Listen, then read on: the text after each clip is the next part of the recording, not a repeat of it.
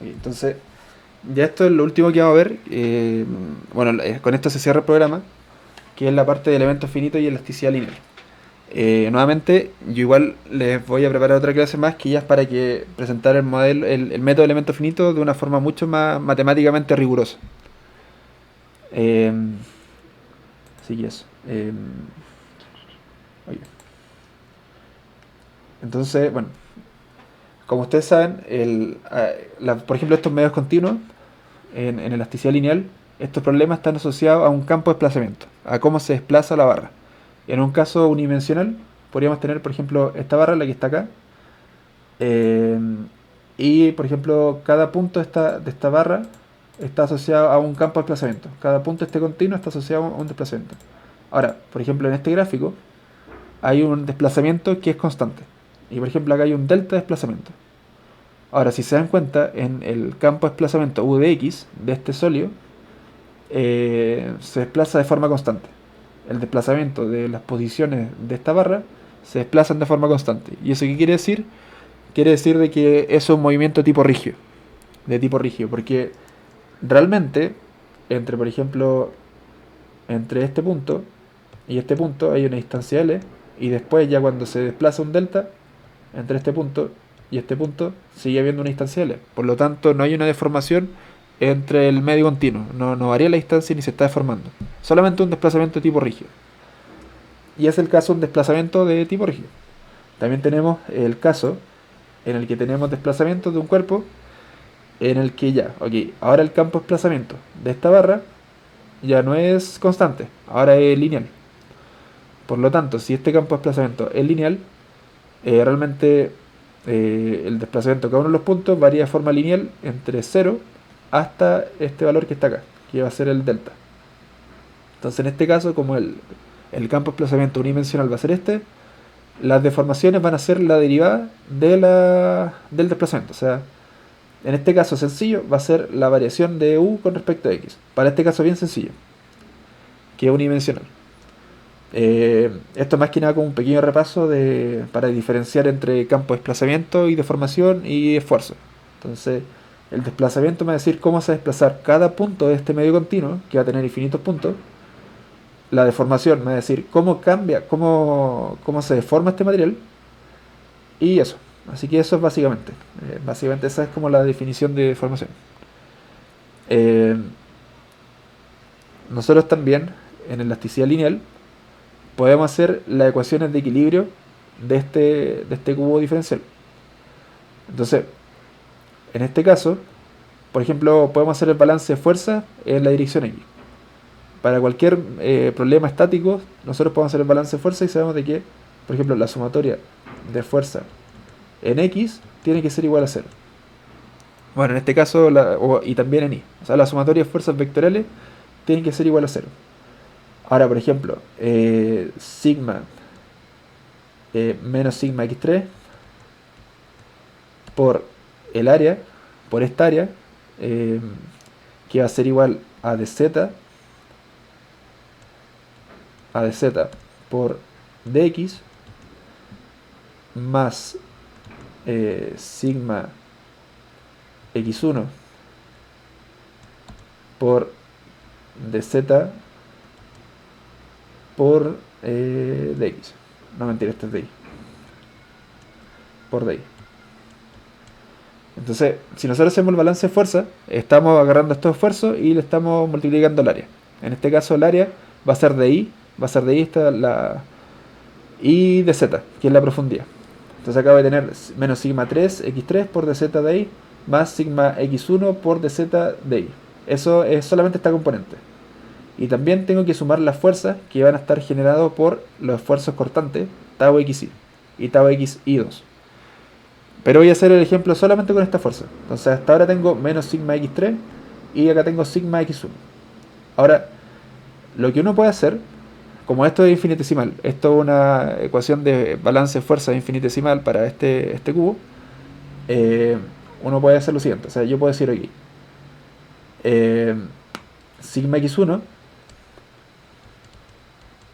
sigma x1 es igual a sigma x3 más la variación de sigma x1 con respecto a dx por dx. Ok, entonces como esto es diferencial, yo puedo decir que sigma x1 es igual a sigma x3 más la variación de sigma x1 respecto a x por dx. Eso es porque, si se dan cuenta, el sigma x3 varía, es una función. El esfuerzo varía con respecto al espacio. Ahora, si yo me desplazo un poco hacia la derecha, yo puedo aproximar esto con la serie de Taylor. Acá estoy haciendo una aproximación con la serie de Taylor. O sea, estoy diciendo la variación de sigma x1 va a ser igual a sigma x3 más la variación de sigma x1 con respecto a x por dx. Y esto va a ser igual si es que dx es igual a 0. O sea, o es infinitesimal, o muy pequeño. Entonces, bueno, perdóname por este lápiz que tengo acá, no se ve muy bien. Me queda bien fea la ecuación, pero lo que ocurre es lo siguiente. Es que al nosotros hacer el balance de fuerza, por ejemplo, para el sigma, nosotros vamos a obtener algo así como eh, sigma x3, bueno, esto es menos, más el término que está a la derecha, que va a ser de sigma x3, más la variación de sigma eh, x3 con respecto a dx por dx. Y acá esto se puede factorizar por delta i y delta z. Ok, entonces estos términos se anulan. Esto se va a 0 y queda solamente esto.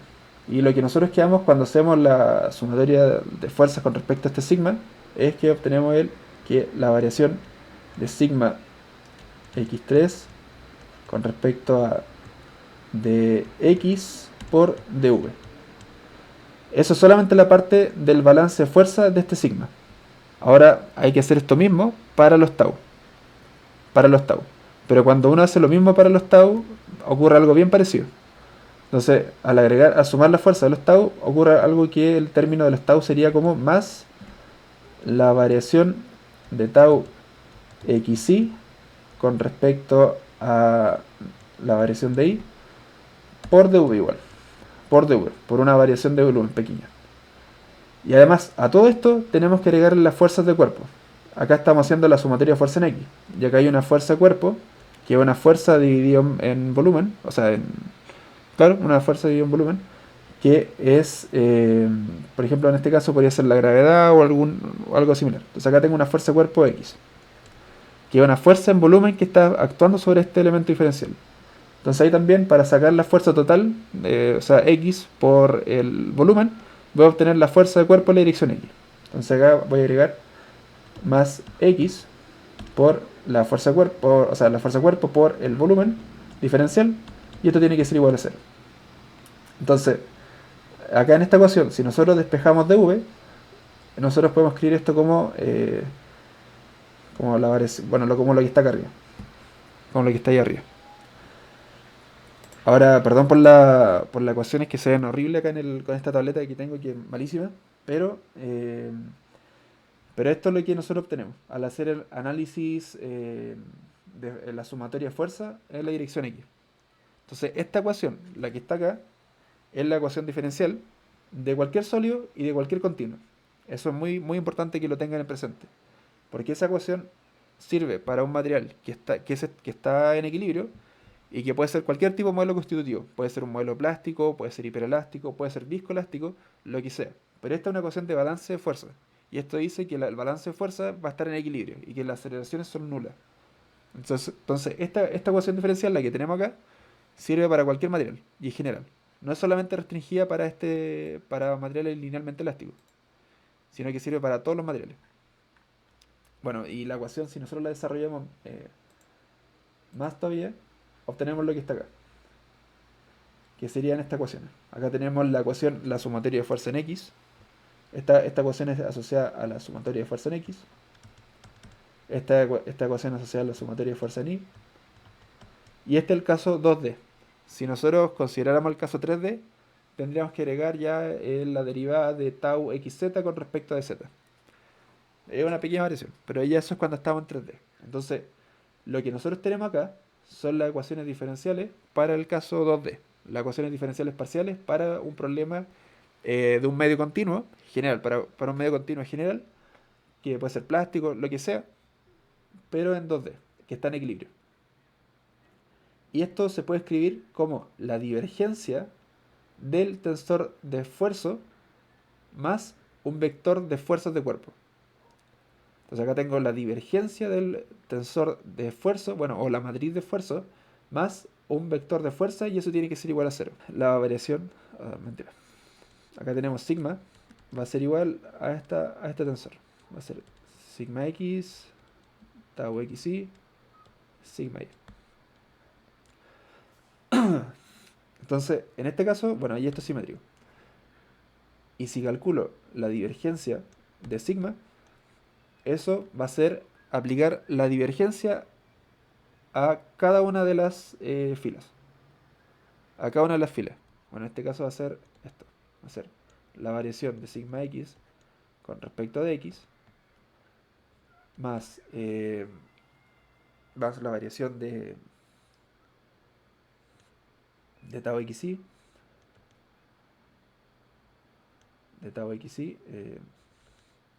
con respecto a y. Esta va a ser la primera componente. Y la segunda componente va a ser la variación de tau xy con respecto a dx más la variación de sigma i con respecto a di. Ahora esto representa un vector que es así: v1, v2. La primera componente es esta suma y la segunda componente es esta suma. Ahora estoy tratando de ser lo más explícito posible para que puedan entender qué hace ese operador de divergencia. Ahora, esta es una ecuación vectorial. Si se dan cuenta, ese operador de divergencia es un tensor. Yo paso al tensor, que tiene varias variables, y lo estoy convirtiendo a un escalar. A un escalar. O sea, mentira. Acá estoy pasando el tensor que es una matriz, es un tensor de segundo orden, y al aplicarle la divergencia estoy convirtiéndolo en un vector. Ahora un vector, que es el que está acá. Acá tengo la parte, esta es la primera componente y esta es la segunda componente de este vector. Este vector de fuerza, la primera componente es x y la segunda componente es y. Bueno, y este 0 es un 0 vectorial. Entonces, acá lo que tenemos acá es una ecuación vectorial. Una ecuación vectorial. Una ecuación diferencial parcial que está en términos vectoriales. Si se acuerdan bien de la clase anterior, yo le había dicho que el método de elemento finito, o como nosotros lo solucionamos, era definíamos una formulación débil, una formulación integral de la ecuación diferencial. Entonces, por ejemplo, lo que nosotros hacíamos, teníamos una ecuación diferencial lineal y después nosotros la escribimos a través de una integral. La escribimos, por ejemplo, el residuo de esa ecuación diferencial multiplicada por una función de peso con respecto al dominio. Bueno, en este caso era respecto de x, pero en el fondo es respecto al dominio del problema. Entonces nosotros teníamos una función residuo por una función de peso. Una función de peso. Y si es que esto se cumplía para los 10, 20, 40 pesos que nosotros tendríamos, esa iba a ser nuestra aproximación. Entonces acá estábamos integrando a lo largo del dominio el residuo, y en promedio lo que nosotros buscáramos es que ese residuo sea igual a cero. ¿Y eso qué sentido tenía? Era como, si yo tengo por ejemplo la ecuación de que la variación de f con respecto a dx al cuadrado más fx, esto es igual a cero. Al evaluar la aproximación acá, en este operador diferencial, iba a ser de que el residuo iba a ser distinto a cero. Porque la aproximación no va a ser exacta. Esto es una aproximación. Y estamos admitiendo que la aproximación, al evaluarla acá, esto no va a ser igual a cero en todo el dominio. Pues en algunas partes puede que sea igual a cero, pero en un sentido promedio, el residuo va a ser distinto a cero. Porque evaluamos nuestra aproximación en la ecuación diferencial. Ahora, lo que sí nosotros podemos hacer es que este residuo sea lo más pequeño posible. Podemos convertirlo en un problema casi de optimización. Podemos decir aquí, lo que andamos buscando realmente no es la solución exacta, sino lo que nosotros andamos buscando es una solución aproximada. Una solución que en promedio se parezca bastante a la solución exacta del problema. Entonces por eso es que nosotros integramos el residuo multiplicado por unas funciones de peso diferentes, que en el sentido de los elementos finitos, estas funciones de peso se llaman test function, que son las funciones de prueba. Estas son las funciones de prueba, que me permiten probar en el fondo que el residuo tiene que ser igual a cero. Eh, ok, entonces, ahora nosotros vamos a hacer lo mismo, esto mismo del residuo, multiplicar esta función por una función de peso a lo largo de todo el volumen del problema. O en este caso, el área, porque es un problema 2D. Bueno, en todo caso, igual estamos integrando el volumen y el dominio. Pero esta función, la que está acá, esta función vectorial, va a ser nuestro residuo. Va a ser nuestro residuo porque nosotros vamos a colocar ahí nuestra aproximación. Vamos a colocar la aproximación eh, que era con el método de Galerkin y vamos a aproximar esto utilizando ese método. Eh, entonces, en ese caso, este residuo vectorial, que es un cero vectorial, ya no va a ser cero vectorial, o sea, va a ser igual a o sea, va a ser distinto a cero. Y lo que nosotros vamos a hacer, vamos a pasar, esta es la formulación fuerte. Esto es lo que está escrito así, en una forma diferencial. Esto es la formulación fuerte. Cuando nosotros lo llevamos a una integral eh, a lo largo del dominio, ahí lo podemos llevar a la formulación fuerte, a donde teníamos el residuo por la función de peso. Ahí lo llevamos a la formulación fuerte, porque ahí ya, o sea, a la formulación débil. Esta es la formulación, lo escribimos mejor acá. Esta es la fuerte y esta es la débil. ¿Y por qué esta es la débil? Porque esta, en un sentido promedio, soluciona el problema, no la soluciona en forma exacta. En cambio, esta, la formulación fuerte, necesita satisfacerse de forma exacta a lo largo de todo el dominio. Pero esta podemos obtener aproximaciones con esta formulación débil del problema. Ahora, así que eso. Y esto tiene que ser igual a cero. Eh, Así que eso. Bueno, ahora teniendo eso en mente, lo que nosotros vamos a hacer, vamos a tratar de escribir esta ecuación diferencial parcial, escribirla en términos de integrales, llevarla a una forma integral. Entonces, para hacer eso, la función vectorial que les presenté anteriormente es lo que nosotros vamos a definir como el residuo, como esta variable r. Y el residuo va a ser un vector.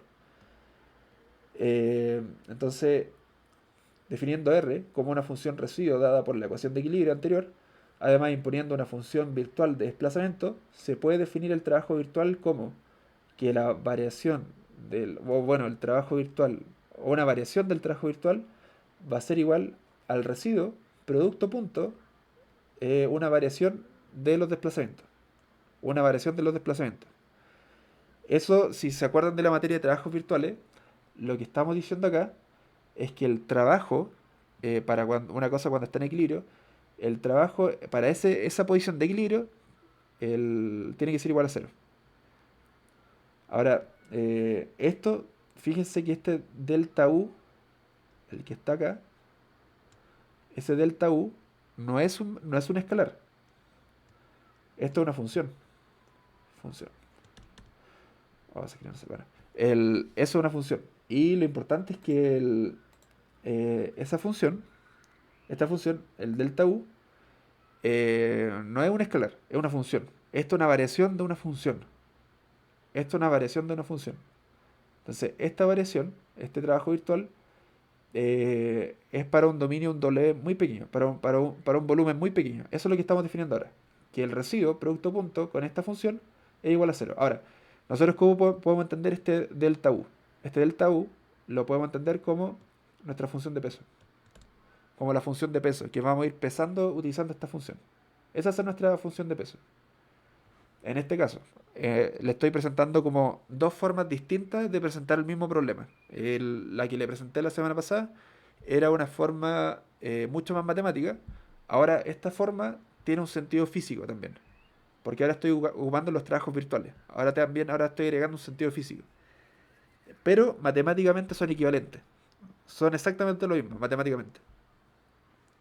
Ahora, en la condición de equilibrio se tiene que satisfacer eso. Ahora, la variación del trabajo virtual a lo largo de todo el volumen se puede escribir de esta manera, como la integral del residuo, que es esta función, producto punto, esta función, este delta U, esta función. Esto recordemos que esto va a ser ahora como un W vectorial. El delta U, piensen que es como un W vectorial.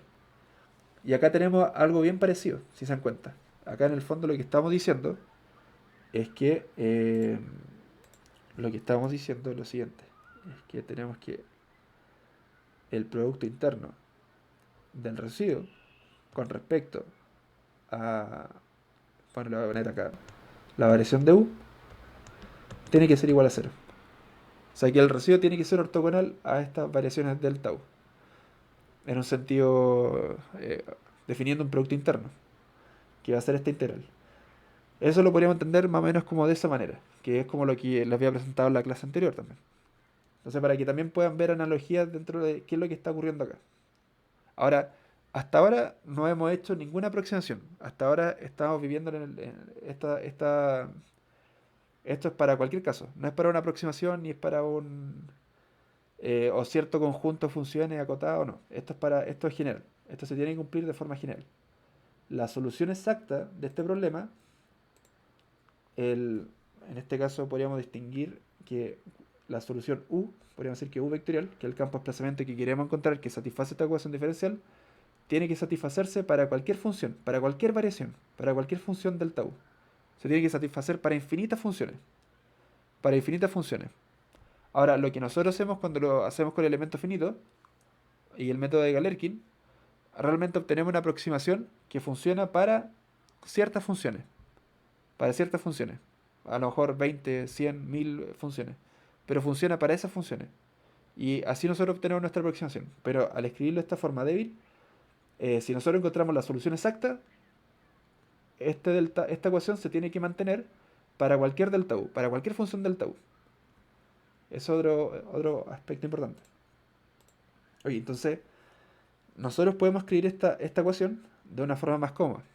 Podemos, si se dan cuenta, el, el esfuerzo eh, ya depende de la primera derivada del campo de desplazamiento o de las primeras derivadas, porque depende de la deformación. La deformación está compuesta de primeras derivadas del campo de desplazamiento. Y si aplico una divergencia a eso, voy a tener segundas derivadas parciales. Seguramente voy a obtener acá segundas derivadas parciales. Ahora, para hacer de que el problema esté mejor condicionado o bajar los requerimientos de la diferenciación de la aproximación, o sea, claro, eso, o sea, en vez de plantear este problema a través de una ecuación diferencial de segundo orden, yo la puedo escribir a través de primer orden. Puedo cambiar el orden de esta operación, de la divergencia sigma. Y para hacer eso hay una identidad que se llama la identidad Green, que les va a servir, bueno, que si es que se meten más en esto y en el método de los elementos finitos, o a lo mejor aplicado a fluidos, esta es una identidad que aparece recurrentemente, que es la identidad de Green. Ahora, la primera identidad de Green es, es la regla de la vaca eh, para varias variables. Esta es la regla de la vaca para varias variables. Si se dan cuenta, acá tenemos una integral y fíjense cómo cambian los órdenes de integración. Por ejemplo, phi, acá está haciendo phi por el laplaciano de...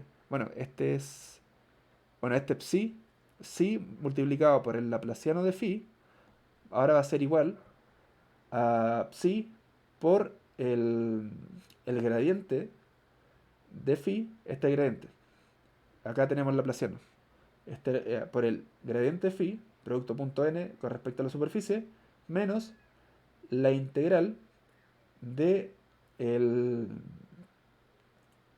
del gradiente de esta variable, de psi, producto punto, el gradiente de psi. Bueno, lo que pasa es que acá, por ejemplo, acá tenemos el laplaciano, y ahora este laplaciano lo escribimos en términos de gradientes.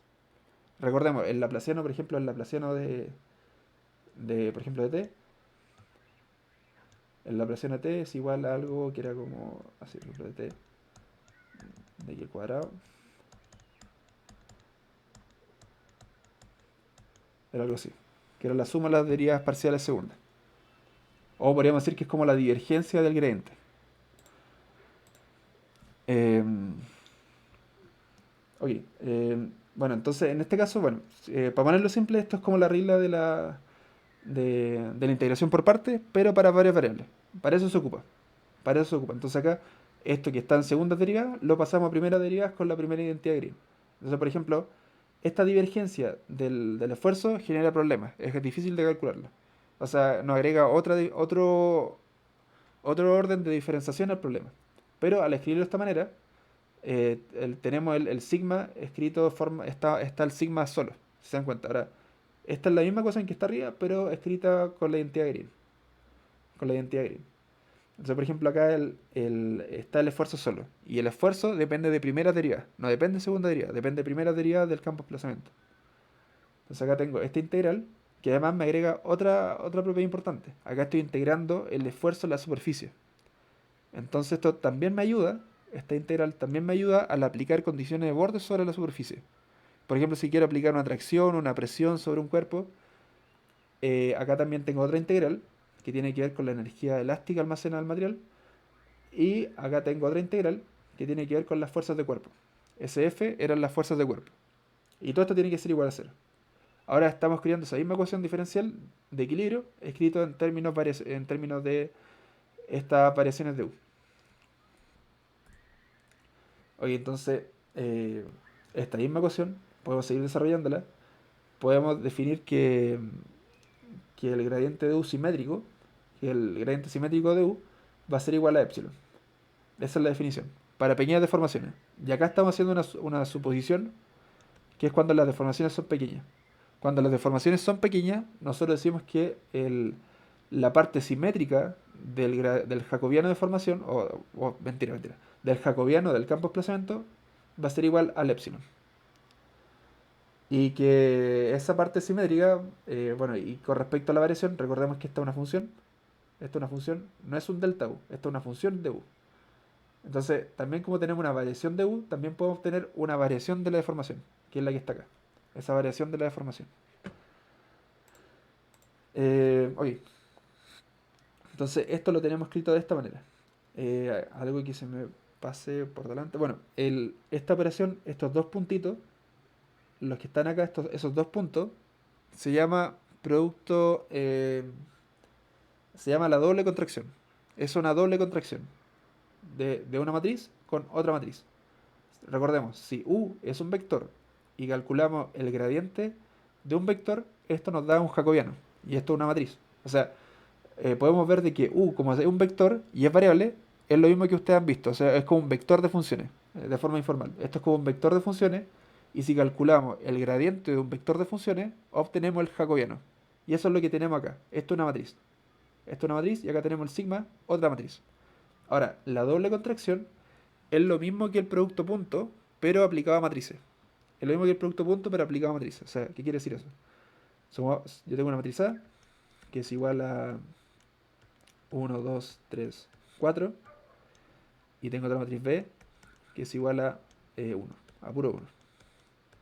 Entonces, A doble contraído con B va a ser igual a el primer elemento por el primer elemento, más el segundo elemento por el segundo elemento, más el tercer elemento por el tercer elemento, más el cuarto elemento por el cuarto elemento. Entonces sería algo como 1 por 1, más 2 por 1, más 3 por 1, más 4 por 1. Entonces, por eso se llama doble contracción. ¿Por qué doble contracción? Porque estamos pasando del dos matrices, o sea, esa operación de una matriz doble contraída con B, eso me va a dar un real. Estamos como contrayendo esas matrices y la estamos convirtiendo en un valor real. Por eso podríamos pensar a lo mejor que es como la doble contracción. Entonces, esta operación, la doble contracción, nos da un escalar. F, producto punto, la variación de U, también nos da un escalar. Y la tracción en la frontera, producto punto, la variación de U, también es un escalar. Ahora, entendiendo esta ecuación diferencial que obtuvimos, nosotros podemos decir, oye, esta parte, la que está acá, el sigma doble contraído con la variación de la deformación, esto es el trabajo interno debido a los esfuerzos. Este es el trabajo interno debido a los esfuerzos. Porque estamos multiplicando cada uno de estos sigma por una deformación. Y lo estaba integrando con respecto al volumen. Y eso es trabajo. Eso es trabajo. Y este es un trabajo que proviene de la parte elástica del material. Esto proviene de la parte elástica del material. Por otra parte, esto va a ser igual a la integral de v de las fuerzas externas debido a las fuerzas de cuerpo. O a la fuerza, por ejemplo, la gravedad o las fuerzas centrífugas. Van a ser fuerzas que van a afectar al cuerpo. O, por ejemplo, carga magnética o electromagnética. Imaginemos que nosotros tenemos a lo mejor partículas magnéticas dentro de nuestro material, aplicamos un campo eléctrico y eso va a generar fuerza interna. Entonces acá también las fuerzas de cuerpos también podrían ser modeladas como de ese tipo de interacción. Entonces son fuerzas que afectan al cuerpo por unidad de volumen. Y acá tenemos la fuerza en la frontera. Acá está todo el trabajo externo debido a la fuerza de la superficie. Todas las fuerzas que nosotros aplicamos con una presión, una carga, porque acá, se dan cuenta, acá estamos integrando el volumen, acá integrando el volumen y acá integrando la superficie. Acá estamos integrando la superficie. Y esa integración de superficie nos va a decir, ok, si yo aplico una condición de borde, una presión arriba de un elemento o arriba de una geometría, esta integral, acá van las condiciones de borde. Ahí van las condiciones de borde de las cargas externas. Acá van las condiciones de borde de la fuerza de gravedad, de las fuerzas inerciales, qué sé yo, o electromagnéticas, o las cosas o como lo modelen. Y en esta parte, y esto es lo que ocurre dentro del material. Eso tiene que ver con la energía elástica. Con la energía elástica. Entonces acá tenemos la energía elástica, acá tenemos la parte, el trabajo producido por la fuerza de gravedad o la fuerza de cuerpo, y acá tenemos el trabajo externo producido por la fuerza sobre la superficie, porque estaba integrando superficie. Acá está el trabajo externo sobre la superficie. Entonces ahí llegamos a nuestra formulación variacional. O sea, mentira, a nuestra forma débil. A la forma débil de la ecuación diferencial. Ahora, acá hay algunos comentarios importantes.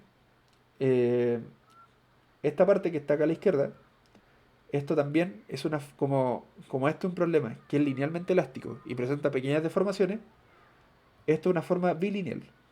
Es una forma bilineal. Es una forma que se puede escribir, esta integral se puede escribir como a de la función, que depende de la función u, que es la función de desplazamiento, y también depende de mi variacional de u.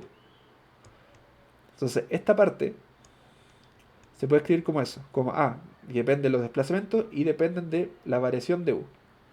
Ahora, lo que está en la parte derecha, lo que está en la parte derecha, eh, va a ser eh, va a ser una función que va a depender solo de el variacional de u, que solo va a depender del variacional de u.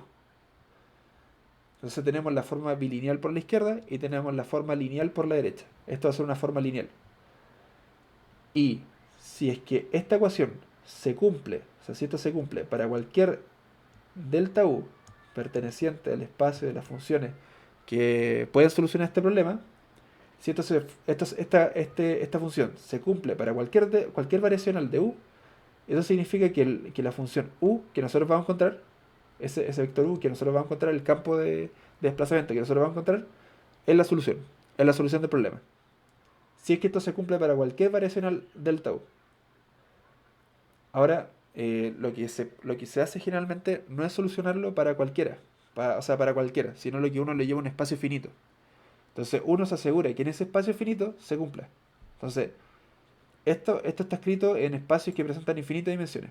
Pero si la forma bilineal, la que está acá, esta forma bilineal, perdón. Entonces, si esta forma bilineal, la que tenemos acá, está escrito en términos de infinitas dimensiones, porque no hemos hecho ninguna aproximación hasta ahora. Pero si nosotros hacemos una aproximación, vamos a convertir esta ecuación en un sistema de ecuación lineal. Porque esto se puede escribir como una forma bilineal por la izquierda y una forma lineal por la derecha. Y si esto está escrito de esta manera, significa que nosotros después lo podemos escribir como un sistema de ecuación lineal, en un espacio finito. En un espacio finito.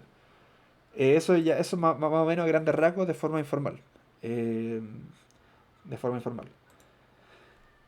Eh, Así que hasta ahora tenemos eso, que esto es una parte muy importante del análisis, que es tener nuestra formulación débil para poder después hacer las aproximaciones y escribir la ecuación diferencial, obtener la aproximación de la ecuación diferencial utilizando ecuaciones lineales, sistemas de ecuaciones lineales. Entonces, por una parte, esta ecuación, la que tenemos acá, es la que al final nos va a permitir la formulación débil es la que nos permite escribir un problema, una ecuación diferencial, como un sistema de ecuación lineal. Gracias a que esto cumple con esa forma bilineal que les presenté. Ahora, ¿qué es lo que ocurre? Eh, Cuando ustedes colocan, y van a tener que hacerlo para el proyecto, este tensor de deformación es un tensor que es lineal. O sea, esta operación es lineal porque estas deformaciones son pequeñas. Ahora, en la realidad, el tensor epsilon, eh, cuando ya las deformaciones, no sé, son mayores al 10%, tiene problemas. El tensor epsilon de deformación tiene problemas. Y realmente ese tensor no es el adecuado. Este tensor es súper bueno para pequeñas deformaciones porque es lineal. Pero el tensor que de verdad captura las deformaciones de un material son otros tensores. Por ejemplo, el tensor de Green-Lagrange, que es un tensor que se escribe como así. Otro tensor que se escribe como el de Euler-Lagrange, que es como este. Y estos tensores, el problema es que son no lineales. Estos otros tensores de deformación, estos tensores son no lineales. Al momento de evaluarla en esta integral, son no lineales al momento de evaluar esto acá. Y al ser no lineales, eh, es necesario, este problema ya deja de ser lineal. Y esa forma bilineal que les mostré ya no es bilineal. Ahora, porque el problema llega a ser no lineal. Pero ese mismo problema se puede linealizar y qué sé yo, y después con Newton-Raphson se puede solucionar cada time step, solucionando el problema lineal. Bueno, cuento corto, es que para la tarea, por ejemplo, cuando ustedes eh, activar grandes deflexiones y el análisis no lineal para esa estructura, lo que ustedes están haciendo, están diciendo aquí, el material es linealmente elástico, pero estoy cambiando este tensor epsilon, lo estoy reemplazando por alguno de estos dos, y lo estoy reemplazando acá. Entonces ahora este tensor ya no va a ser la variación de epsilon, ahora va a ser la variación del Euler-Lagrange o el de Green-Lagrange, que son los que capturan grandes deformaciones. Y eso tiene que ver por cómo se hace la descomposición. Si es que alguno ha visto más en profundidad la teoría de esto del tensor de infinitesimal, se hace una parte que es como la parte que es simétrica, se descompone una parte simétrica más otra parte que es la parte antisimétrica. Y la parte antisimétrica está asociada a la rotación y esta parte está asociada a la deformación. Pero en la realidad ese tensor de gran deformación no se tiene que descomponer así. Esto es una aproximación que te da propiedades de linealidad. Pero en teoría las deformaciones se descomponen, una parte se descompone en una parte que es la rotación y otra parte que son cómo se deforma realmente el material. Y porque la rotación es un comportamiento rígido. Y estos tensores, los que están acá, son independientes de la rotación. Este epsilon depende de la rotación para grandes formaciones. Va a depender de las rotaciones. Bueno, esto también se lo presento de forma bien informal, pero eso a grandes rasgos, para que también tengan noción de que este tensor funciona bien hasta deformaciones de, no sé, de 10%. Ya cuando ustedes trabajan con grandes deflexiones o con grandes deformaciones, tienen que utilizar el análisis no lineal, porque ahí van a tener que utilizar el tensor, alguno de los dos. Eso no va a aparecer en ANSI. Ustedes llegan a ANSI y apretan un botón y esta operación, el problema es no lineal, lo resuelve igual, pero este tensor ahora es el tensor de Green-Lagrange o de Euler-Lagrange y lo cambia. Y eso les permite hacer análisis de grandes deformaciones. Y el material sigue siendo linealmente elástico, pero se hace ese cambio. Bueno, eh, ok. Entonces, hagamos el caso de las barras. Para el caso de las barras, nosotros hacemos la siguiente suposición. Solamente existen fuerzas únicamente axiales para una barra en el eje de la barra. No se considera pandeo, no se puede pandear, no existe un momento flexionante sobre la barra y la respuesta al material es lineal y elástica. Si nosotros hacemos esas consideraciones, podemos escribir esto de esta manera, como la que está acá. Y esto es una forma bien sencilla. Esto sería el caso unidimensional. Eh, Oye, ahora, para el caso 2D, tenemos que empezar ya a hacer las aproximaciones. Ya mostré el problema en su forma integral, ahora lo que vamos a hacer es colocar las aproximaciones en esa formulación débil. Ahora esto es mucha matemática, bien enredado y puede llegar a ser bastante complejo, pero así es como funciona el método. Así es como funciona el método.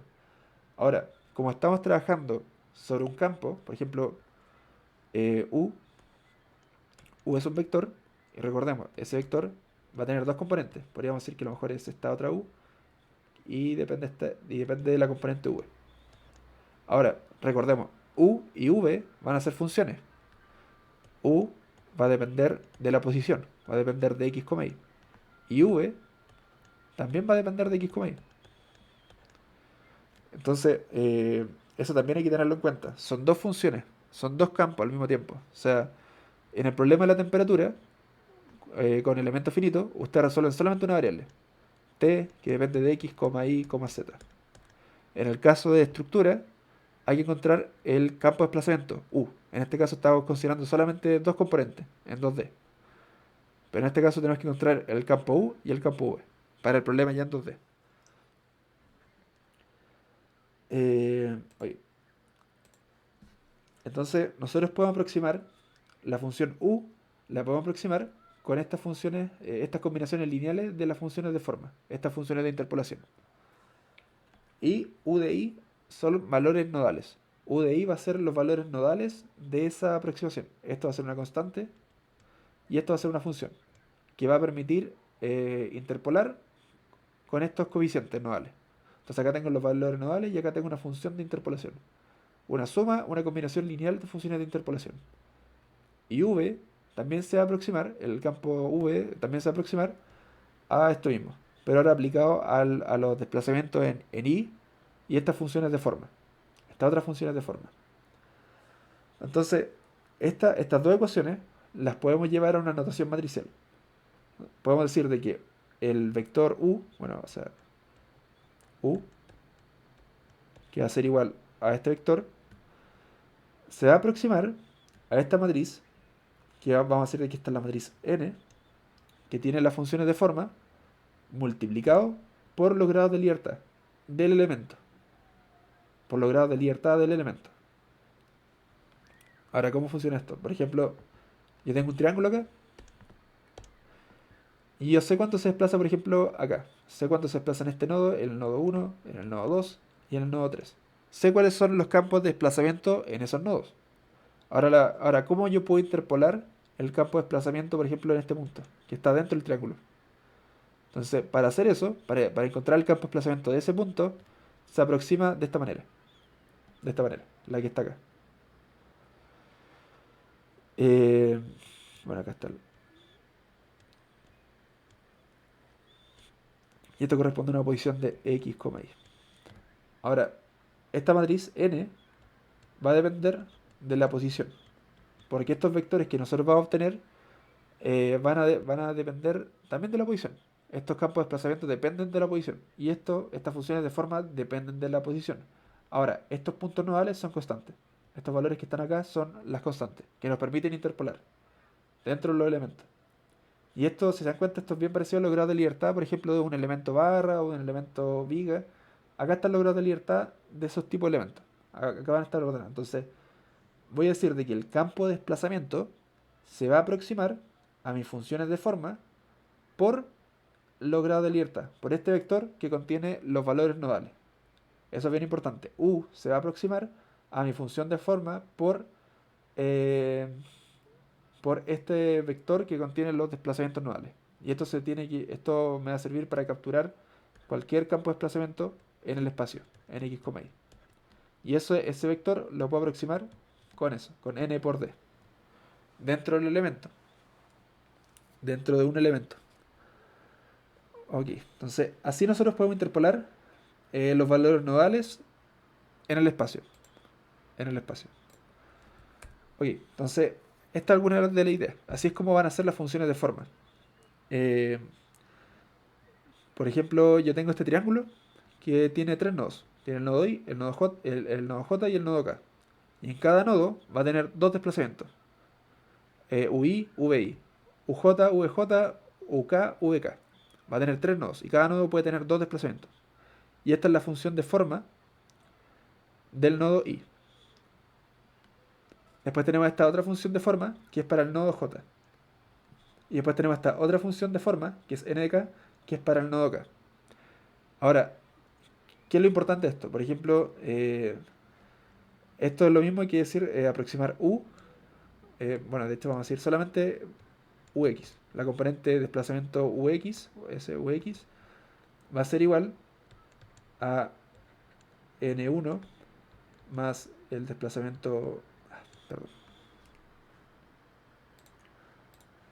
Vamos a decir de que ux va a ser aproximado a la función de forma, esta función de forma, este plano, o sea, n1 por, o mejor, ni por ui, más, y así, nj por uj, más nk por uk. Eso es lo que estamos diciendo. Estamos generando una combinación lineal de los valores nodales para poder interpolar en un punto intermedio, en un punto que está por acá, con esto. Entonces, imaginemos que eh, imaginemos que los valores nodales, imaginemos que UI, UJ y UK, los valores de desplazamiento nodal en J, en I, en J y en K, van a ser igual a 1, 1, 1. Digamos que todos los desplazamientos nodales fuesen igual a 1 o fuesen igual a una constante. Si evalúan, suman cada uno de estos planos, lo que les va a dar es que la función de forma que va a capturar va a ser una función constante, donde va a interpolar entre todos los valores van a ser igual a 1. Entonces imagínense que hacen una combinación lineal y suman cada uno de estos planos, siendo que cada uno de los valores nodales es constante. Entonces, por ejemplo, esa es una de las propiedades que tiene que tener estas funciones de forma, que sean capaces de capturar e interpolar una función que es constante. O sea, si todos los nodos tienen los mismos valores, claramente dentro del elemento tiene que interpolar asumiendo que todo es constante. Esa es alguna de las propiedades. También otra de las propiedades es que, por ejemplo, la función de forma en el nodo i tiene que ser igual, por ejemplo, a 1, y en todos los otros nodos tiene que ser igual a 0. Tiene que ser igual a 0. Así que eso, esos son algunos de los puntos importantes. Ok. eh, Ahora, otra cosa que podemos seguir haciendo para desarrollar este método para elasticidad lineal es que, por ejemplo, este tensor sigma, el tensor sigma, recordemos que es igual a sigma x, tau xi, sigma i, y acá tau xi. Ok, entonces, tenemos, por ejemplo, cuatro elementos, pero esto realmente nos interesa solamente el sigma x, el tau xi y el sigma i. Entonces, como nos interesa solamente esos tres elementos, esto lo podemos escribir en la notación de Voigt. La notación de Voigt es una forma vectorizada de este tensor. La notación de Voigt me permite escribir este tensor escrito como un vector, como lo que está acá. Sigma x, sigma y, tau xi. Y lo mismo puedo hacer con el tensor de deformación. Puedo escribir ese tensor como un vector. Esa es la notación de Voigt. Eh, Oye, entonces, utilizando la notación de Voigt, se puede definir este tensor, bueno, este vector de deformación. Con la notación de Voigt, la deformación es un vector. Entonces acá tengo el vector de deformación y eso va a ser igual a este operador diferencial, que va a ser la diferenciación sobre el vector u o el campo u, y esa va a ser la definición con la nomenclatura de Voigt. Este es un operador diferencial aplicado a este campo u o a este vector u. Y este operador diferencial se va a escribir como una matriz D, que va a generar la transformación o va a generar la operación con el campo de desplazamiento. Ok, entonces esto, esto es la deformación. Esto es la deformación. Ahora, nosotros queremos capturar la deformación, pero con la interpolación. Con la interpolación. Entonces, si nosotros recordamos, U, el campo de desplazamiento, se puede aproximar a... eh, recordemos, U se aproximaba a la función de forma por este vector D, de los grados de libertad. Entonces, si yo aplico ese mismo operador diferencial a n y a d, esto se escribe de la siguiente manera. Esto se escribe como las derivadas de las funciones de forma de esta matriz n. Estas son las derivadas de las funciones de forma multiplicado por este vector de desplazamiento nodales. Por este vector de desplazamiento nodales. Ahora, las derivadas de las funciones de forma se escriben como b. Como esta matriz b. Y esto está siendo multiplicado por este vector D, por el vector de desplazamiento. Entonces B va a contener elementos asociados a las funciones de forma. Va a tener asociado a las derivadas de las funciones de forma, utilizando este operador diferencial, el que está acá. Este operador diferencial nos va a dar el campo de deformación. El campo de formación. Bueno, y de hecho les voy a colocar acá un ejemplo bien sencillo. Entonces tengo, por ejemplo, este operador diferencial. Y si yo calculo este operador diferencial con respecto a u, esto me va a dar que esto es igual a du de x. Esto es dv de i. Y acá voy a tener du de i más dv con respecto a x. Y esto va a ser igual a un vector de deformación en la notación de Voigt. Entonces, así nosotros podemos escribirlo de forma como un operador más grande. O sea, que nos permita representar esto como una transformación lineal. Bueno, esta transformación lineal es un operador. Bueno, cuento corto es que al final nosotros podemos decir de que el vector de formación en la notación de Voigt, bueno, esto va a ser aproximado a esta matriz B, que son las derivadas de las funciones de forma, por el vector de desplazamientos nodales. Ok, entonces ahora recién estamos preparando las cosas para poder llevarlo a la formulación de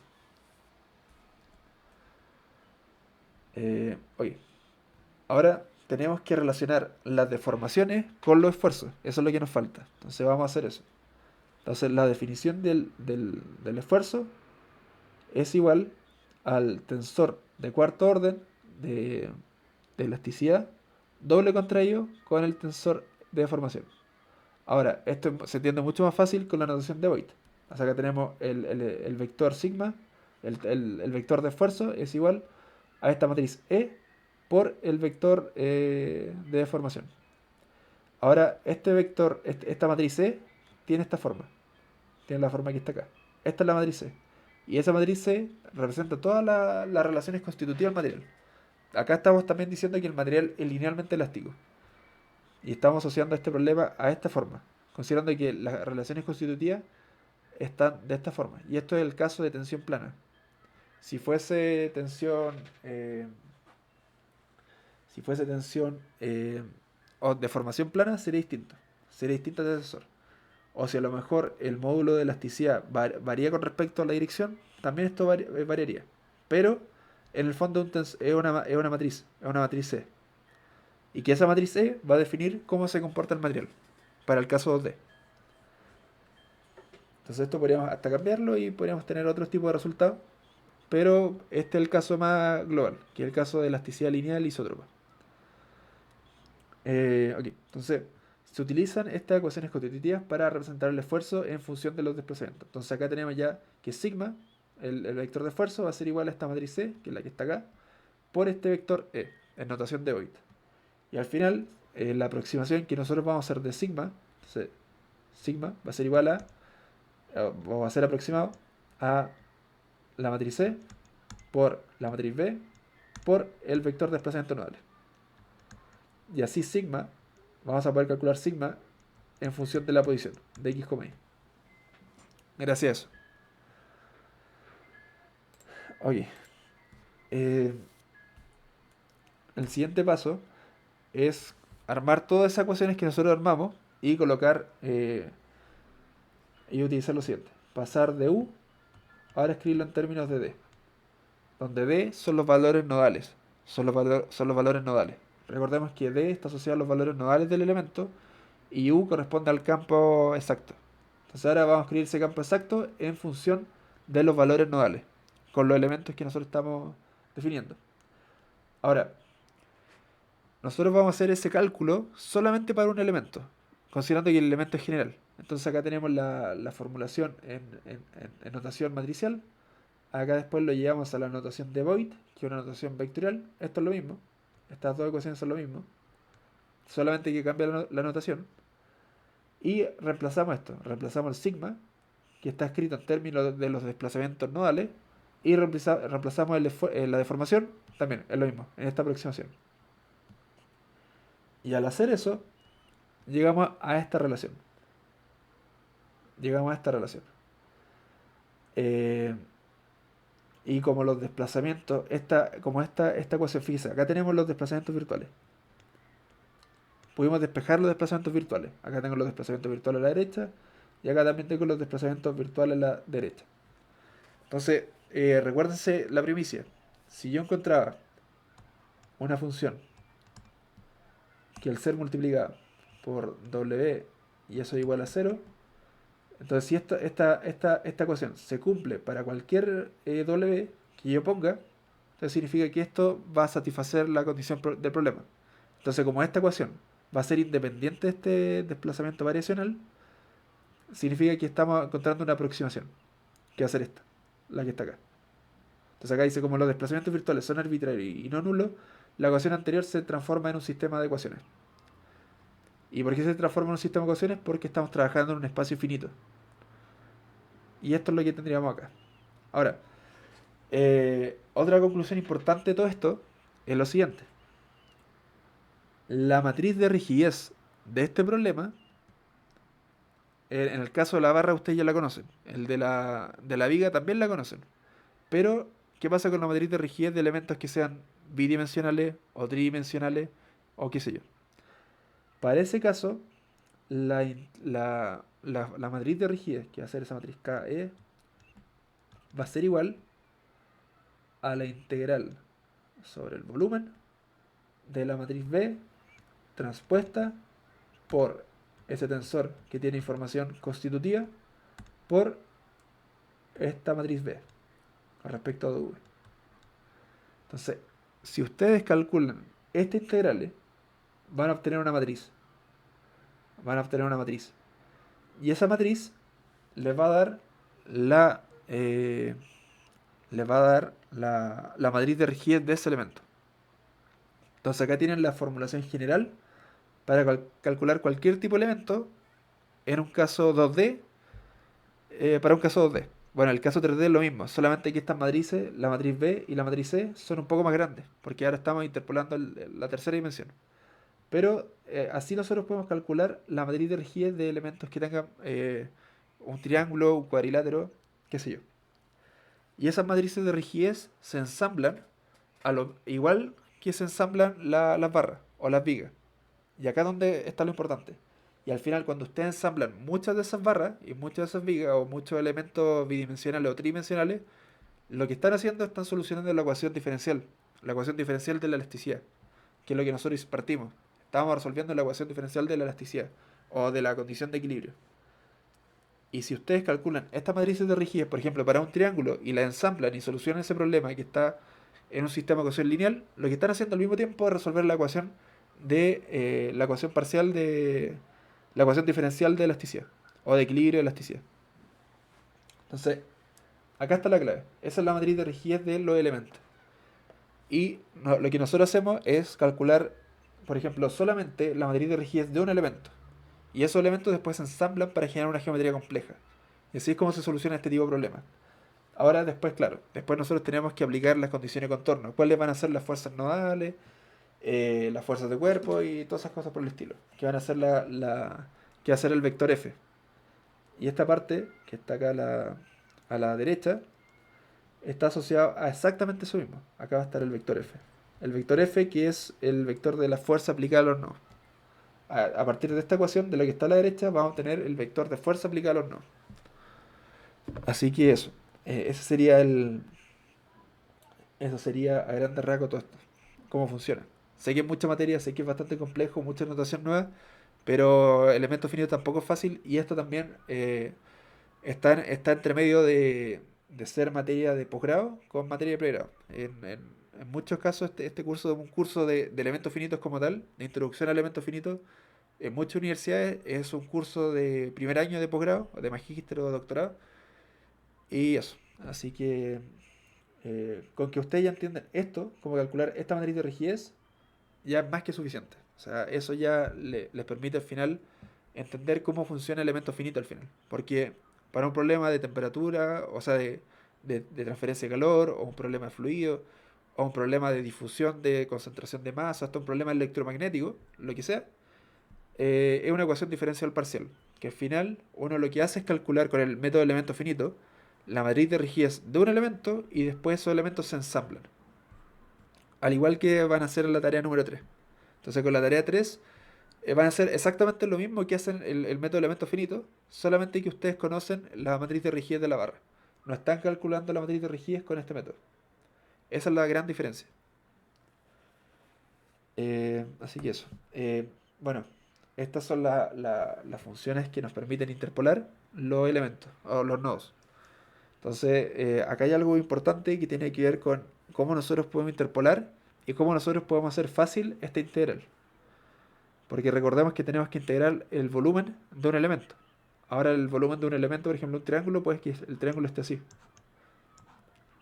Entonces, por ejemplo, integrar ese dominio puede llegar a ser a lo mejor un poco tedioso porque las coordenadas no son constantes. O sea, el espacio que vive es una integral que está acotada por un dominio de este estilo.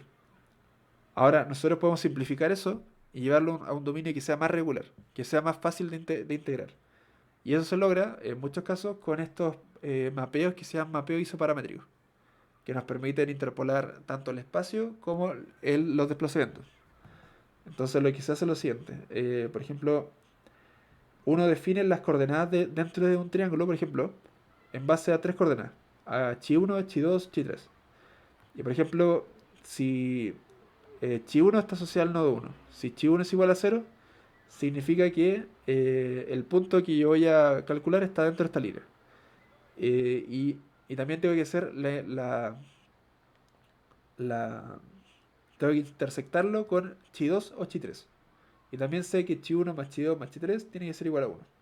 Entonces a partir de este mapeo isoparamétrico puedo interpolar con estas variables. Ahora, de forma más sencilla, epsilon y nu, bueno, en este caso está con este, bueno, este no sé si es un epsilon o un chi, pero bueno, este epsilon y este nu son dos variables isoparamétricas que permiten interpolar los desplazamientos y la posición. Estas variables varían entre 0 y 1, por lo tanto es fácil integrar eso. Ese espacio es constante y es de fácil integración. Eh, y también nosotros tenemos que, como estamos reparametrizando el problema, también tenemos que definir sus derivas, como es la derivada del campo de desplazamiento con respecto a chi, que nace la regla de la cadena, acá un poco de matemática, y después lo mismo. Entonces acá tenemos la variación de u con respecto a chi y la variación de u con respecto a nu. Sí, hacemos las ecuaciones y al final nosotros lo que llegamos es una relación entre la variación de u con respecto a x con el vector de la variación de u con respecto a chi. Eso es una reparametrización del problema, para que así la integración sea más fácil. O así es como yo lo veo por lo menos. Eh, entonces, eso. Entonces eso. Porque acá vamos a tener la integral de, por ejemplo, de este elemento, es con respecto a un volumen, que está asociado a un dominio. Y ese dominio, si es un triángulo, es muy variable. Entonces, si lo establecemos de forma isoparamétrica, va a ser mucho más fácil integrarlo en ese espacio. Por otra parte también está el tema eh, de la integración y esas integrales de los elementos. Para integrar esto lo que se hace es utilizar un método que ya nosotros ya vimos, que es la cuadratura gaussiana. La cuadratura gaussiana es lo que se utiliza para poder integrar este tipo de integrales. Entonces por eso es que ese método de cuadratura gaussiana es tan importante en el método de los elementos finitos, porque si se acuerdan bien, ese método tiene ciertas propiedades de convergencia. Ahora sí, lo que sí nosotros tenemos que es posicionar esos puntos en el dominio. Para, por ejemplo, con tres puntos tenemos como integrales de muy buen orden. Creo que eres como de un orden 5 o algo así, bueno. Eh, bueno, así que eso es lo importante acerca de esa cosa del mapeo isoparamétrico. Ok, ahora, esto es muy importante y esto es lo que ustedes van a utilizar para el proyecto y para las simulaciones de elementos finitos. Ya si simulan con cualquier cosa, temperatura, fluido, lo que sea, eh, un elemento triangular está definido de la siguiente manera. este elemento triangular, que es lineal y que es de primer orden, está definido por tres nodos, tres posiciones nodales y por 2 grados de libertad por nodo. Entonces tenemos tres nodos y tenemos 2 grados de libertad de desplazamiento en el plano. O sea, tenemos la posición de los nodos y también tenemos que en cada nodo hay unos desplazamientos, U1 y V1. Y así es como está definido el triángulo lineal en 2D. Ahora, las funciones de forma para este triángulo están definidos por chi, n2 por nu, y n3 va a ser 1 menos chi menos nu. Y estas funciones de forma nos permiten interpolar dentro del elemento de una forma mucho más fácil, con variables que varían entre 0 y 1. Y lo más importante de lo que nosotros podemos obtener y de analizar del elemento triangular es lo siguiente, que acá este elemento va a ser una interpolación lineal entre el espacio, una interpolación lineal de u, de los desplazamientos. Pero recordemos que las deformaciones x y y dependen de las derivadas de u con respecto a x y de y va a depender de u con respecto a y. O de v. Bueno, o el vector de desplazamiento. El vector de desplazamiento. Bueno, entonces, ¿qué es lo que pasa? Las deformaciones van a ser derivadas o van a estar asociadas a derivadas del campo de desplazamiento. Y el caso del triángulo solo hace una interpolación lineal en el elemento. Entonces, eso va a generar la siguiente conclusión, que es muy importante. Que la deformación en todo el triángulo, en todo este triángulo, va a ser constante. La deformación en todo el triángulo va a ser constante. ¿Eso qué implica? Ustedes cuando hagan simulaciones de Nancy's van a tener el elemento y van a obtener que realmente el esfuerzo varía con un gradiente en el triángulo. Van a tener un gradiente de deformación. Eso es lo que muestra ANSYS. Pero eso en la realidad no es así. Realmente dentro del elemento lo que ustedes van a ver es un color constante. Porque la deformación dentro del elemento va a ser constante. Entonces, lo que ustedes deberían ver esto. Es un color constante dentro del triángulo. En ANSYS.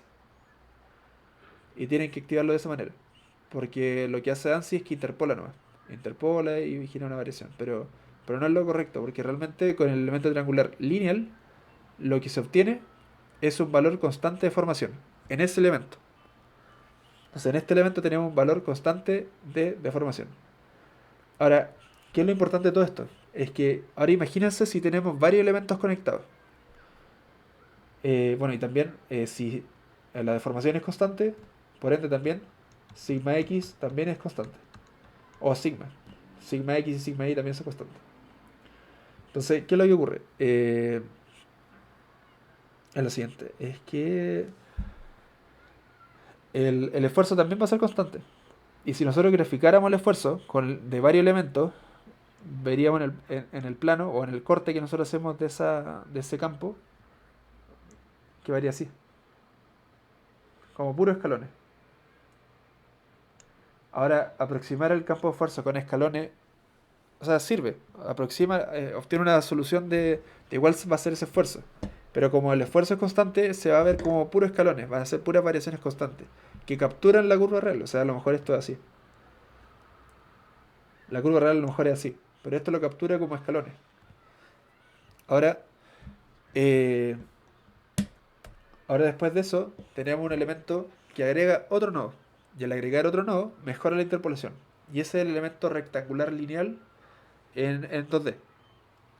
Ahora, este elemento tiene 4 nodos y por cada nodo tiene 2 grados de libertad. O sea, cada nodo se puede desplazar en X y en Y. Y lo importante de este elemento, bueno, acá también vemos el mapeo que tiene, que acá está la variable epsilon y acá está la variable nu. Y esto se lleva a un dominio que es biunitario. Es un dominio biunitario. Por ejemplo, cuando chi es igual a 1 y nu es igual a -1, estamos interpolando el nodo 2. Si chi es igual a -1 y nu es igual a -1, esto es igual a este nodo, al nodo 1. Y así podemos generar las diferentes combinaciones. Ahora, en el dominio, por ejemplo, en el espacio x, y, si nosotros viéramos este elemento, como podría estar así, por ejemplo, podría estar así. Así se vería el elemento. Ahora, si nosotros utilizamos las variables nu y chi para integrar, esto se va a ver así. Eh,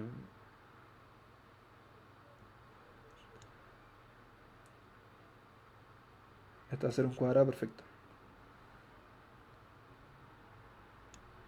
Bueno, no me quedó tan perfecto, pero esto va a estar viviendo en el espacio de chi y este en el espacio nu, donde esto varía entre 1 y menos 1. Y acá 1 y menos 1. Entonces, para integrar este elemento, tengo que hacer esta integral en este espacio biunitario, que es mucho más sencillo integrar un cuadrado que está perfectamente bien definido, en vez de algo que está oblicuo en el espacio, en x, y. Entonces, ahí puedo ver también algunas de las utilidades de utilizar esta parametrización, que nos permite hacer esa integral del elemento mucho más fácil. Eso es un comentario importante. Ahora, ahora las funciones de forma para este elemento son de esta manera. Son las que están acá. No voy a entrar a demostrarlas ni nada por el estilo porque ahí nos tomaría harto tiempo, pero estas serían las funciones de forma. Lo importante de esto es que nosotros podemos calcular la deformación en x y en y. Y acá podemos sacar conclusiones bien importantes. Al agregar el otro nodo, un nodo extra, podemos ver de que la deformación en x depende de constante y qué sé yo, y en este caso vemos que depende de y. Ahora depende del espacio. Y eso es sumamente positivo porque realmente las deformaciones, o sea, la deformación en x va a depender de x, y, va a depender del espacio. Bueno, depende del problema, pero en un sentido general, siempre si hay un gradiente y es variable, la deformación va a depender del espacio. En este caso, estamos diciendo que la deformación de x va a depender de y, porque depende de la posición de y, de dónde está ubicado. Ahora, la deformación de y, de ese elemento, va a depender de x. Ahora, ¿por qué ocurre esto? Porque este elemento, el elemento rectangular, es un elemento que es bilineal. Es un elemento bilineal. En cambio, el elemento triangular es un elemento que es solamente lineal. Y como este elemento es bilineal, es posible capturar, por ejemplo, la deformación en solo una dirección. Por ejemplo, si yo calculo la deformación con respecto a x, en la otra dirección, en la dirección del otro vector, voy a ser capaz de capturar la deformación. La deformación. Entonces, ¿qué es lo bueno de esto? Es que si yo hiciera un corte, ahora como hice en el caso anterior, es que ahora las variables varían como funciones lineales por tramo. O sea, varían así. O algo por el estilo. En el caso anterior, ese campo era algo así como... Era constante. Bueno, y en este caso varía por funciones lineales. Siempre y cuando esté en la otra dirección. Que son estas funciones, que son lineales. Entonces esa es la ventaja del elemento rectangular, lineal. Y la ventaja que nos da eso es que, claro, podemos interpolar de mucho mejor manera el dominio y también la convergencia va a ser mucho más rápida. Eh, Ahora, la desventaja de este tipo de elemento, del cuadrilátero, podría ser de que es más difícil de mallar una geometría. Por ejemplo, una geometría que fuese compleja, mallarlo con este tipo de elemento es mucho más complejo. En cambio, con el elemento triangular, mallar con triángulo es mucho más fácil. Es llegar y mallar. Y se genera de forma automática. Pero el mallado con este tipo de elementos es más complejo. Pero a la vez, este tiene a su favor de que interpola mucho mejor las variables. Bueno, y lo mismo que ocurre con el triángulo, ocurre con el elemento tetraédrico, que ya es para 3D.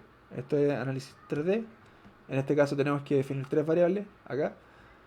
Esta va a ser la función de interpolación. Se ve que la función de interpolación es lineal y depende de esas tres variables. Y acá también, para este caso, obtenemos que la deformación para este caso, en todo este elemento, va a ser constante. La deformación en X es constante y la deformación en Y también es constante. Entonces esto es el elemento tetraédrico, es como el equivalente al elemento triangular en 2D. y tienen las mismas propiedades. Entonces, en este elemento, cuando ustedes vean el campo, acá dentro de este elemento va a tener un color que va a ser constante. No va a ser variable realmente el color del esfuerzo, o del campo del esfuerzo. Dentro de este elemento va a ser constante. Y acá está ya el elemento del hexaedro. El elemento hexaérico tiene 6 caras, por eso se llama hexaedro. Y la función de interpolación ya es más compleja, es la que está acá. Es bilineal, es una forma bilineal. Y nuevamente, ahora la deformación en X ya no es constante. Ahora la deformación en X va a depender de Y y va a depender de Z. La deformación en Y va a depender de X y va a depender de Z. Y así. Entonces, ahora esto también permite hacer interpolaciones lineales sobre estos campos, la deformación y el esfuerzo. Y eso es positivo, porque permiten interpolar mucho mejor este tipo de elementos que son bilineales que los elementos que, bueno, en este caso sería como trilineal, que estos elementos que serían como lineales. Eh, entonces, eh, entonces, ¿qué es lo que ocurre? Lo que ocurre es lo siguiente, que estos son elementos, este es el tetraedro lineal y este es el hexaedro lineal. Lo que nosotros podemos hacer para mejorar el orden es ocupar un tetraedro cúbico, que ya sería, por ejemplo, en el caso del triángulo, sería agregar nodos. Por ejemplo, este elemento lineal tiene 3 nodos. Ahora el triángulo de segundo orden tiene 6 nodos. Ahora estoy agregando nodos intermedios. Entonces, en vez de tener 3 nodos, ahora voy a tener 6 nodos. Y con 6 nodos se puede hacer una interpolación cúbica. Y al hacer una interpolación cúbica ya puedo obtener, por ejemplo, deformaciones en X que van a depender del espacio. Con elementos de segundo orden. Y lo mismo ocurre con acá. Ya con elementos cuadráticos de este tipo ya son mucho mejores que los lineales. O sea, interpolan mucho mejor el espacio. Ahora, igual tiene sus contras. No es tan simple como ocupar de segundo orden. Por ejemplo, las contras es que cada elemento ahora estoy agregando de eh, el doble de nodos. Y al agregar el doble de nodos, la matriz ahora tiene el doble de tamaño. Y eso crece de forma cuadrática. O sea, no va a tener el doble de tamaño, va a tener 4 veces más el tamaño original que tenía. O sea, si la matriz de regía era de... Por ejemplo, la matriz de regias de esta matriz va a ser de 8 por 8. Va a ser de 8 por 8. Porque tengo 8 grados de libertad. Tengo 8 grados de libertad y por lo tanto la matriz de rigidez va a ser de 8 por 8. Ahora, si utilizaron una aproximación de segundo orden, la matriz va a ser de 16 por 16. Ahora, la cantidad de elementos que tiene esto escala de forma cuadrática. Escala de forma cuadrática. Ahora, lo bueno es que también, mejor interpolación, capturamos mejor los campos de esfuerzo y los de deformación, pero tiene un costo computacional más elevado. Ese es el problema. Eh, Así que eso. También está los elementos, ya que son un poquito más avanzados, que son los elementos de flexión. Por ejemplo, este es un elemento que captura las flexiones y estos, por ejemplo, están definidos por los nodos. Y en los nodos, en vez de tener desplazamientos, tienen rotaciones. Tienen la rotación en X, rotación en y rotación en Z. Y ahora, esas rotaciones generan flexión sobre esta placa, sobre este elemento. Y después tenemos los elementos shell. Los elementos shell, que son los que están acá, que son unas láminas. Estas láminas viven en 3D. Viven en 3D. Los elementos que vimos, el triángulo, vive en un espacio que es 2D. Ahora, este elemento shell es un elemento bidimensional, pero que vive en 3D. Es como una lámina, pero que vive en 3 dimensiones. Ahora, este tipo de elemento es capaz de capturar flexión y los desplazamientos. Y en cada nodo va a tener UX, UI, UZ, la rotación en X, la rotación en Y, la rotación en Z. Eso para cada nodo de este elemento. Y eso. Lo bueno es que este tipo de elementos son muy útiles eh, para simular estanques, eh, o cosas por el estilo, por cómo captura las tensiones y las deformaciones. Y también son muy útiles, por ejemplo, también podrían ser ocupadas, por ejemplo, para el proyecto. No les pido que lo ocupen, pero como generalmente los alaves o, la, o las palas de una turbina están compuestas de láminas de materiales muy delgados, se pueden modelar esas partes como elementos shell, como estos elementos láminas, o elementos shell en inglés. Así que eso. Bueno, así que esa es la clase por hoy. Y eso.